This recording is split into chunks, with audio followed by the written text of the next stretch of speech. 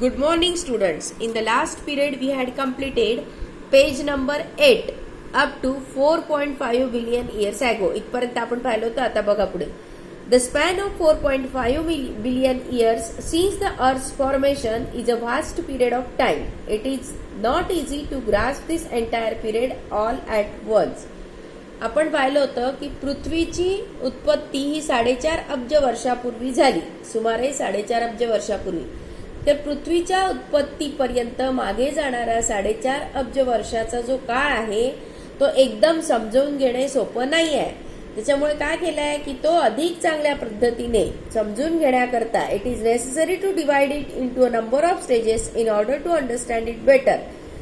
Therefore, the time in history is divided into two main periods. म्हणजे तो अधिक चांगल्या पद्धतीने समजून घेणे आवश्यक आहे आणि त्यासाठी काय झालंय इतिहासाच्या काळाची 2 स्टेजेसमध्ये विभागणी केलेली आहे. 2 स्टेजेसमध्ये केलेली आहे. 2 पिरियड्समध्ये केलेली आहे. तर कोणता पहिला दिला आहे first is prehistoric period and second is historic period. म्हणजे प्री हिस्टॉरिक म्हणजे काय होईल प्री हिस्टॉरिक म्हणजे बिफोर हिस्ट्री आणि हिस्टॉरिक म्हणजे हिस्टॉरिक पिरियड म्हणजे ऐतिहासिक पिरियड. ठीक आहे. नंतर आता आपण बघणार नाव we are going to see prehistoric period. Prehistoric period prehistory simply means before history. आता प्री हिस्टॉरिक पिरियड आपण बघणार आहोत. तर प्री हिस्टॉरिक पिरियड म्हणजे ज्या काळाचा इतिहास बघा. The prehistoric period is the period for which no written records are available by which to write its history. Prehistoric period म्हणजे काय हिस्ट्रीच्या आधीचा इतिहासाच्या आधीचा पिरियड. तर प्री हिस्टॉरिक पिरियड म्हणजे काय की असा पिरियड की ज्या काळाचा इतिहास लिहिण्यासाठी लिखित पुरावा उपलब्ध होत नाही त्याला काय म्हणतात प्री हिस्टॉरिक पिरियड असे म्हणतात. काय सांगितलं मी ज्या काळाचा इतिहास लिहिण्यासाठी लिखित पुरावा उपलब्ध होत नाही त्याला प्री हिस्टॉरिक पिरियड असे म्हणतात. नंतर बघा historic period. The historic period is the period for which written records are available using which we can write history. Historic पिरियडमध्ये काय असतं रिटर्न रेकॉर्ड्स उपलब्ध असतात की ज्याच्यामुळे आपण काय लिहू शकतो हिस्ट्री म्हणजे इतिहास असं लिहू शकतो. ज्या काळाचा इतिहास लिहिण्यासाठी लिखित पुरावा उपलब्ध होतो त्याला ऐतिहासिक म्हणजे हिस्टॉरिक पिरियड ऐतिहासिक काळ असे म्हणतात. ठीक आहे. नंतर next paragraph scientific method of measuring time and establishing age. Dating त्याला काय म्हणतात dating. We are actually measuring time when we talk about today's date or day of the week etcetera. काय आहे की आज समजा आता काय बघणार आहोत की या कालमापनाच्या पद्धती बघणार आहोत आपण. कालमापनाच्या पद्धती आणि काळाची निश्चिती हे बघणार आहोत या पॅराग्राफमध्ये. तर बघा आता आज कोणता वार आहे किंवा कोणती तिथी आहे किंवा कोणती तारीख आहे हे आपण जेव्हा ठरवतो तेव्हा आपण काय करतो काळाची गणना करतो काळ मोजतो है ना. बरोबर आहे ना. नंतर we have seen that there are various method of measuring time. आणि काळ मोजण्याच्या वेगवेगळ्या पद्धती आहेत हे आपण पाहिलेलं आहे. काळ मोजण्याच्या अनेक पद्धती असतात हे आपण पाहिलेलं आहे. आता या पद्धतीमध्ये for example these methods allow us to identify a particular day, month or year with respect to an earlier or later day, month or year.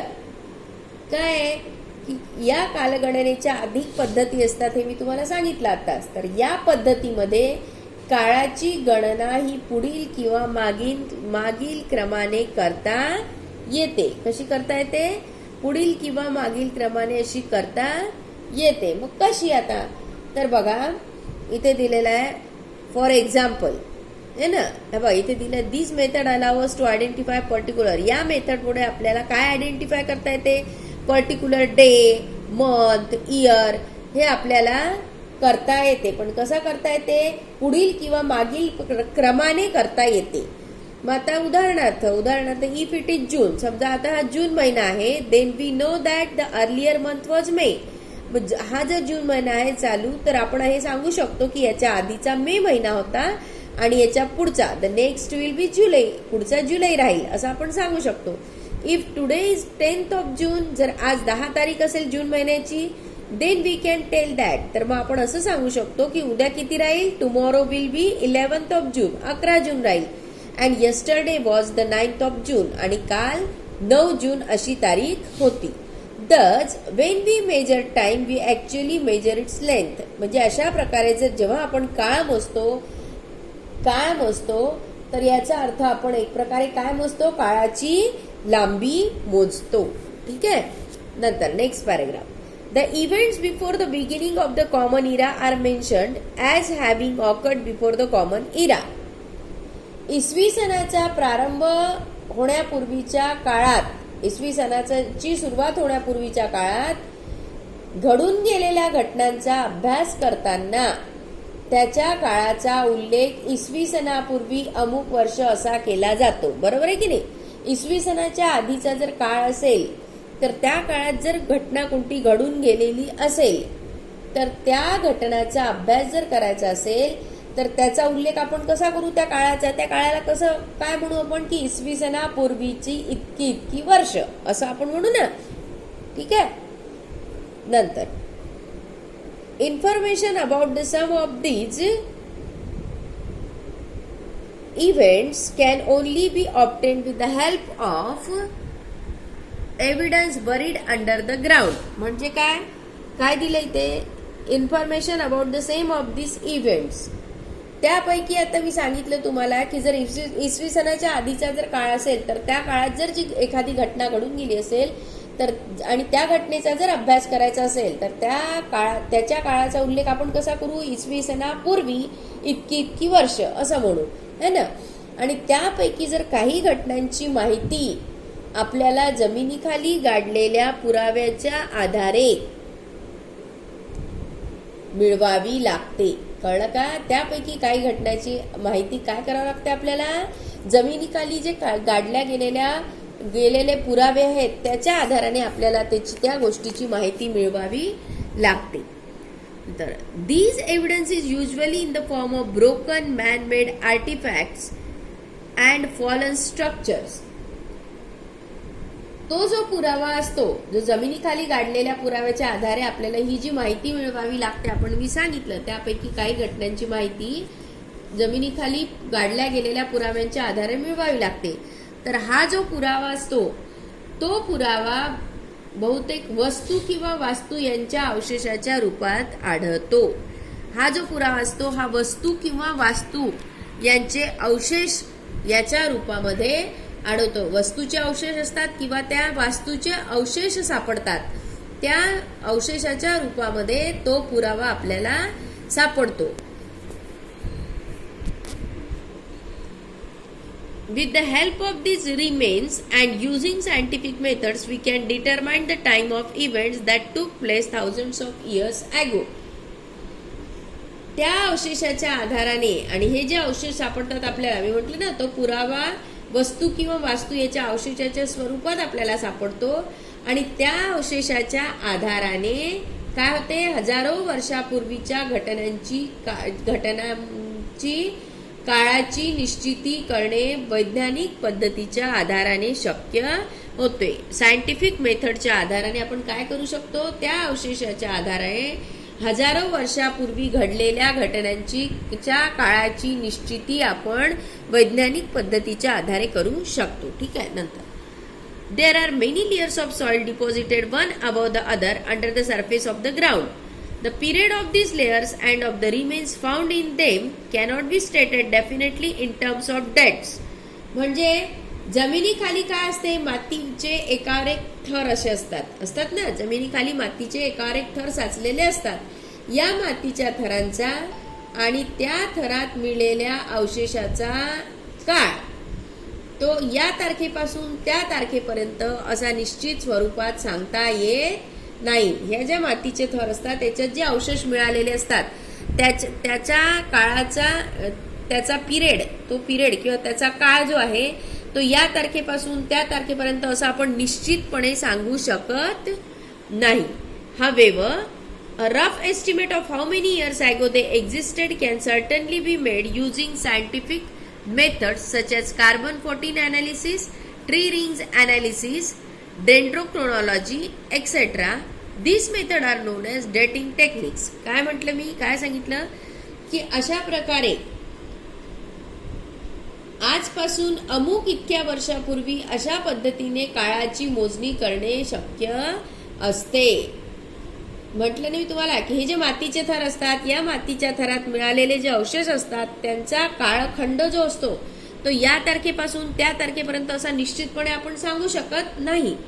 पण आजपासून अमुक इतक्या वर्षापूर्वी अशा पद्धतीने आपण काळाची मोजणी करणे आपल्याला मात्र शक्य असते. असं या पद्धतीने असं आपण म्हणू शकतो की आजपासून अमुक इतक्या वर्षापूर्वी अशा पद्धतीने आपण त्या काळाची मोजणी करू शकतो. म्हणून अशा पद्धतीला काय म्हणतात अशा पद्धतीला डेटिंग टेक्निक्स म्हणजे काळमापनाची पद्धत असे म्हटले जाते.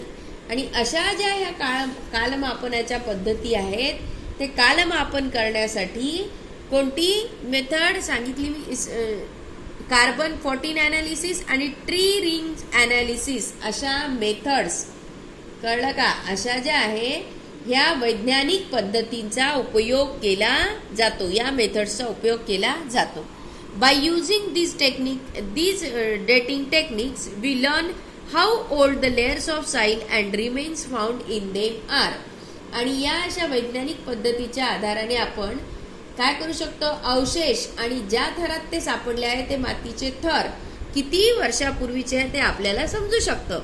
ते सापडलेले अवशेष आणि ज्या थरामध्ये ते सापडलेले आहेत ते मातीचे जे थर आहेत, ज्या मातीच्या थरामध्ये अवशेष सापडले असतात ते मातीचे थर जे आहेत ते किती वर्षापूर्वीचे आहे हे आपल्याला समजले की त्याचा काळ आपल्याला निश्चित करता येतो. Thus we can determine their period approximately, म्हणजे त्याचा काळ आपल्याला निश्चित करता येतो. For example, if an earthen pot is estimated to be 5000 years old, with the help of dating techniques, we can say that earthen pot dates back roughly to 3000 BC. म्हणजे आता काय की म्हटलं मी, उदाहरणार्थ काय, एखादं मातीचं भांड आहे ते जर 5000 वर्षापूर्वीचं आहे असा निष्कर्ष आपण कालमापन पद्धतीच्या आधारे असा निष्कर्ष कालमापन पद्धतीच्या आधारे निघाला तर आपण काय म्हणू, असं जर कालमापन पद्धतीच्या आधाराने समजा असा निष्कर्ष काढला गेला की एखादं मातीचं भांड आहे आणि ते 5000 वर्षापूर्वीचं आहे, असं या डेटिंग टेक्निक मेथडच्या आधारे समजा आपल्याला माहिती पडलं आहे, तर मग आपण त्याला असं सुद्धा म्हणू शकू की त्या भांड्याचा काळ इसवी सन सुमारे 3000 वर्षे इतका आहे, असं सुद्धा आपण म्हणू शकतो. Then we can conclude that the period of the culture to which the pot belongs must be around 3000 BC. इसवी सनापूर्वी 3000 वर्ष इतका त्या भांड्याचा काळ आहे आपण असं म्हणू शकतो.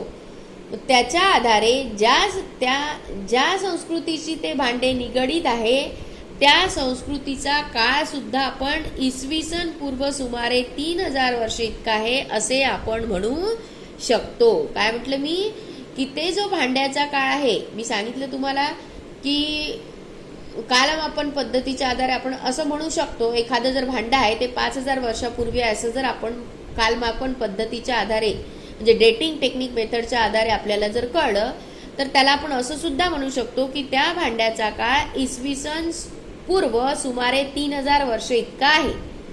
कळलं, त्याच्या आधारे ते भांड ज्या संस्कृतीशी निगडीत असेल त्या संस्कृतीचा काळ सुद्धा आपण सांगू शकतो की तो काळ सुद्धा इसवी सन पूर्व सुमारे 3000 वर्ष इतका आहे असं आपण म्हणू शकतो.